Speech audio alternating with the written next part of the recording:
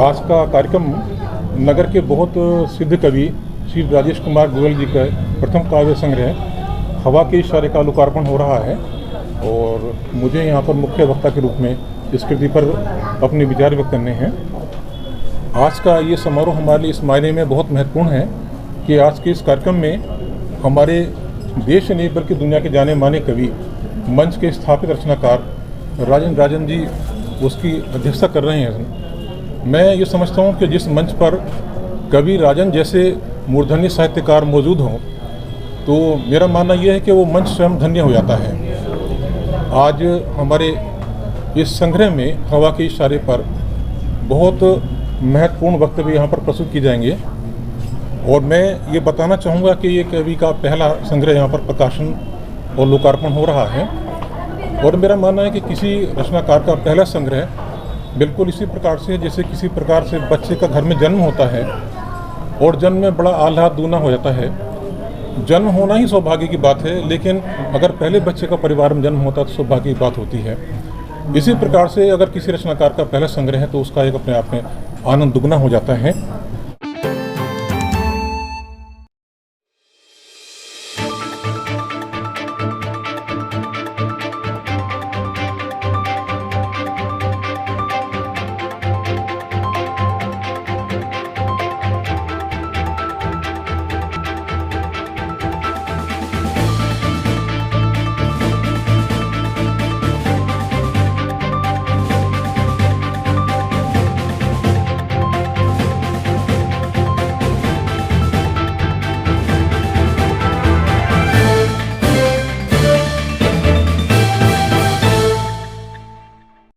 इस नगर निगम के सौजन्य से इस नेकी हाउस में हर दिन कुछ ना कुछ नई गतिविधियां होती रहती हैं। उसमें सबसे पहले तो ये जितने वस्त्र आपने देखा होगा कि लोग यहाँ पर घरों से आकर के वस्त्र यहाँ पर दान दे रहे हैं और जो कमज़ोर लोग हैं वो उसको लेके जा रहे हैं। इसके अलावा मलिक मैडम ने यहाँ पर सुबोध मलिक उन्होंने हर इतवार को यहाँ पर प्रसाद वितरण का प्रोग्राम रखा है कि हर इतवार को ये जो भी ब्रह्म रसोई से खाना मिलेगा लोगों को, जो लोग दूसरे लोग हैं उनको भोजन यहाँ बांटने का काम कर रही है। और राष्ट्रीय चेतना मंच की तरफ से भी मैं उनको अर्चित जी हैं और उनकी पूरी टीम है, नीलू मैडम है और कई लोग यहाँ पर जुड़े हुए हैं। वो सब लोग इस नेकी हाउस के माध्यम से सेवा करना चाहते हैं और नगर निगम का तो एक ही काम है, सिर्फ सेवा सेवा सेवा। बहुत आगे बढ़ेंगे और इस सेवा के माध्यम से हम जो कमज़ोर लोग हैं, आर्थिक रूप से जो कमज़ोर हैं, उनकी हम नगर निगम कुछ मदद करना चाहता है लोगों के माध्यम से। तो वो एक हम लोगों ने आज शुरुआत हो रही है और जिसमें मैं मलिक मैडम का बहुत शुक्रिया अदा करता हूँ। ये मेरी माँ के समान है और इन्होंने एक नई परंपरा यहाँ पर डाली है। मैं उसके लिए उनका सदैव आभारी रहूँगा। अग्रवाल, राष्ट्रीय चेतना सेवा समिति जिलाध्यक्ष सहारनपुर और दिल्ली रोड नेकी हाउस प्रबंधक। हम लोगों के द्वारा नेकी हाउस पर ब्रह्म रसोई है उनके द्वारा डेली हर एक रविवार को भंडारा किया जाता है जो बहुत ही सराहनीय कार्य है। और राष्ट्रीय चेतना सेवा समिति को नेकी हाउस निश्चित रूप से सौंपा गया है नगर निगम से। कोई इसको 4 मिनट नहीं देते हमारे पे।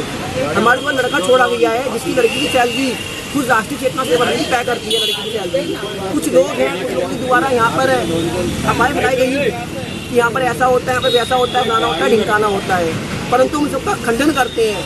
अगर यहाँ पे किसी को डाउट है, कुछ भी कोई चोरी होता है, कपड़ा कुछ होता है, तो मैंने कहना चाहूँगा अब लड़का छोड़े अपना, जब खुद यहाँ पे एक दिन बैठ के दिखाएं तो मैंने मान के दिखाऊंगा कि यहाँ बाकी वो एक अच्छे सामाजिक आदमी है।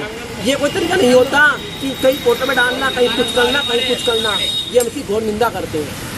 ना ही बर्दाश्त किया जाएगा कभी भी जिंदगी में। और अगर कोई भी ऐसा कुछ करेगा तो इसलिए हम कानूनी कार्रवाई करने का काम करेंगे। नगर सर ने मुझे इस खुला आश्वासन दिया है कि कोई ऐसी घटना होगी तो हम उसका खुला वो करेंगे कानूनी कार्रवाई के खिलाफ। देखो तरीका नहीं है कि आप लोग मुख्यमंत्री फोटो पर डालते हैं, अरे यहाँ पे कुछ करके दिखाओ। कोई कुछ करता है तो मुझे लोग पीछे करने का काम करते हैं। कौन सा तरीका हुआ है? धन्यवाद।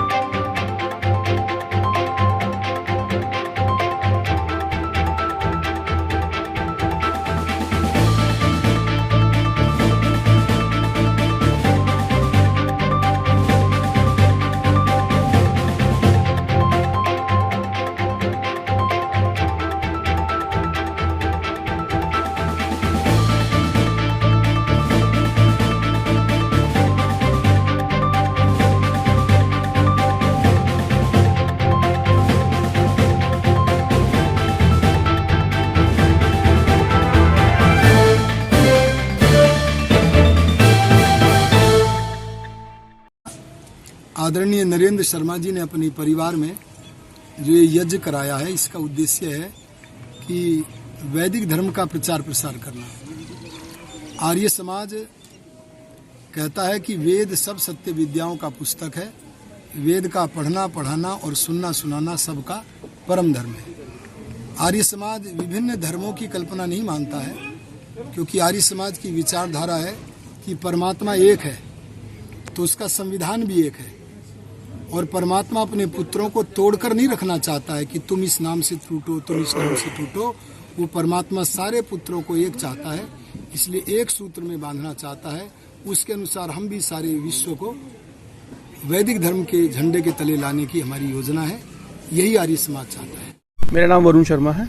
वरुण जी, किस तरह का कार्यक्रम आज आयोजित हुआ? हमारे निवास स्थान पे दिनांक 9 तारीख से ऋग्वेद प्राण यज्ञ चल रहा है और 15 दिन का ये कार्यक्रम है हमारा। परसों इसका समापन है। हमारे बीच में आचार्य विष्णुमित्र वेदार्थी जी के कर कमलों द्वारा, और इस कार्यक्रम को पूरी रूपरेखा जो दी गई मेरे पिताजी श्री नरेंद्र शर्मा जी द्वारा, पूरा परिवार और हमारे सम्मानित यहाँ के श्रोतागण इस यज्ञ की अग्नि में अपनी आहुति उन्होंने प्रदान की है। इस यज्ञ का हमारा मेन उद्देश्य यही है कि इस समय जो वातावरण फैला हुआ है, विशुद्ध वातावरण फैला हुआ है, वो सुचारू रूप से शांति प्रिय तरीके से वातावरण चलता रहे और सुख शांति के लिए ये यज्ञ हम यहाँ पे करवा रहे हैं। हमारा मेन उद्देश्य यही है कि जो हमारे वेद हैं उनका प्रचार प्रसार हो और आम आदमी के जीवन में वो एक धारणा प्रेम के साथ उतरे, जिससे वेदों को धारण करके एक आम आदमी अपना जीवन यापन कर सके। कितने लोगों ने अभी तक आहुति दी है इसमें? तकरीबन 2 से 2,500 आदमियों ने आहुति अपनी प्रदान की है और मेन उद्देश्य ये है कि शांति हर एक के परिवार में बनी रहे।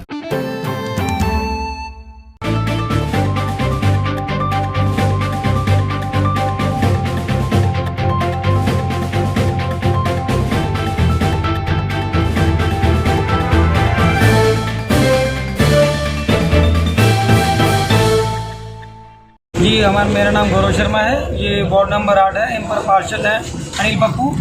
और ये समस्या हमारी 20 साल पुरानी है। यहाँ ना सड़क है ना नाले हैं। हम लोग हर अधिकारी के पास जा चुके हैं, पार्षद जी के पास भी गए हैं, मेयर साहब के पास भी गए हैं, आयुक्त साहब के पास भी गए हैं, डीएम साहब को भी ज्ञापन दिया, पर खाली आश्वासन मिला है आज तक, पर इस पर कोई आज तक कार्य नहीं हुआ है। हमारी समस्त कॉलोनी वासी की आपसे यही मांग है कि इस पर अतिशीघ्र सड़क बनाई जाए, ताकि हम मोहल्ले वालों को जो पलायन हो रहा है, हम मकान बेच के जा रहे हैं, वो रुक सके। ठीक।